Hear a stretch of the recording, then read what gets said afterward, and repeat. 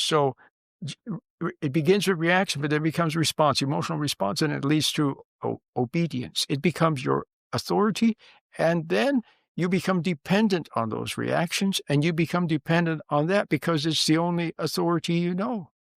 See, humans need some kind of authority.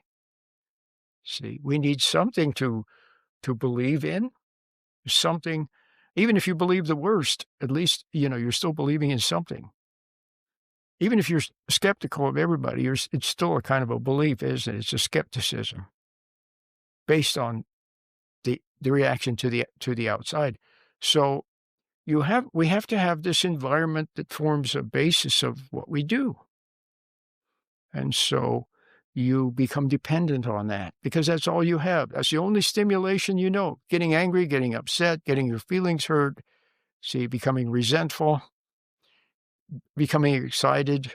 That's a chance to do something or steal something or get away with something or, see what I mean, rebel. That becomes your life. So emotions become your life. It gives you a feeling of life. And that on the outside is what gives you the feeling. And so therefore you need it because you need those feelings. All right. So you see how all of that, where it all leads. But now the question is, what stands behind all of these people that always seem to be wanting to get us to react, don't they? They always want to get to you. They want you to believe them. They want you to like them. They want you to obey them. They want you to go along with them. They want you to go along with their will and what they want. And they want you not to rock the boat. And they want you, they always want you to do something. So what is behind all of that? Well, for them, it's two things. Number one, they've become like their environment. The ones who did it to them, they become like. But they also need you to react because, they started off reacting. But it's very draining. And in order to establish some kind of a sense of self, of power or a sense of self, then eventually you get other people to react.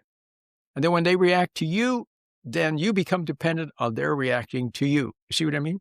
So then you can turn the tables on them. Now the shoe's on the other foot. Now instead of being the one reacting, you're the one that causes reacting, but you're just as dependent on their reacting to you. See what I mean?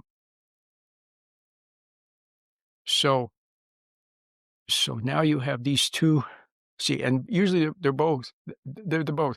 The one that makes you react, he or she became that way by reacting to somebody else, and they're still reacting to somebody else. See? So getting back to the basic point. So now you're totally externally directed, involved, motivated. That's your authority. That's where your allegiance is. That's what you're dependent upon.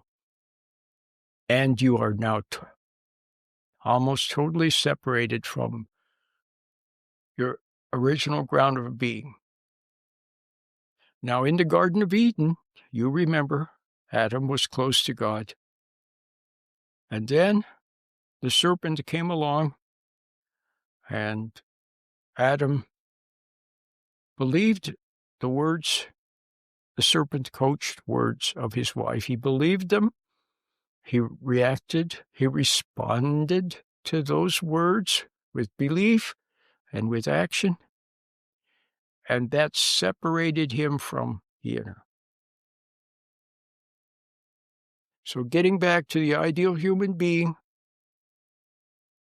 responds to conscience, to intuition, to what is right, to what he or she wordlessly knows, and to internal promptings, delicate internal promptings, and then moves, but you don't need emotion to live that way.